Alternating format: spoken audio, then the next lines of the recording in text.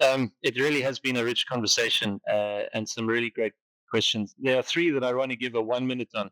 One, on terms, and I'm not suggesting that business needs to be integral in the articulation of foreign policy, but what I am suggesting is that because in a premise of active non-alignment coupled with economic diplomacy, we need to figure out what our economic interests are in this current environment. They aren't the same as they were 20 years ago, nor are our advantages the same as they were 20 years ago. We have to reconfigure to the current environment. We have to work out what that strategic and economic value proposition is, and then find ways to emphasize that through our foreign policy. And I think government can really get help from the business community and other stakeholders. I mean, Sandy, you mentioned the voices of others in community, and I would argue they equally need to be brought into the conversation so that foreign policy is a manifestation of our own economic and strategic interests. And I don't think that we have effectively done that in the past. How to do that? The presidency over the past 5 or 6 years has become a very effective organ of government to collaborate and to mediate this conversation with other stakeholders. It's doing it effectively in these other reform channels, logistics, crime and corruption, energy, and I think it could do it very effectively in foreign policy. And I'm told that there is a conversation which is starting around that theme. When it comes to the question on BRICS, I think our emphasis really needs to be on getting support from other BRICS plus partners for the principles of multilateralism, free and open trade, a collective commitment to still fighting climate change despite the Trump administration withdrawing from the Paris Treaty and the like. In effect, I think what South Africa could try and get from this BRICS meeting is support from the BRICS members for our own G20 agenda, which again has been denuded to some extent because the Trump administration is not attending the meetings, is not preparing for G20 in any considerable way. Notably, though, this is the first BRICS summit in 12 years that President Xi Jinping will not attend, and President Putin will also not be there.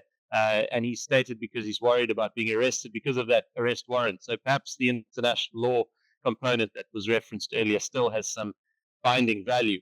A last comment before I wrap is, yes, I agree that having never worked in government myself, it may sound a little flippant for me to say that foreign policy should be proactive and not reactive. When things are being thrown at you like they were in the first 100 days of Trump's administration, there's no way of being proactive. I completely accept that. However, the South Africa's relationship with the United States has been deteriorating for 15 years. And every U.S. official that I speak to say there's been no reaction from the South African government to their regular emphasis on the need for a review of the relationship.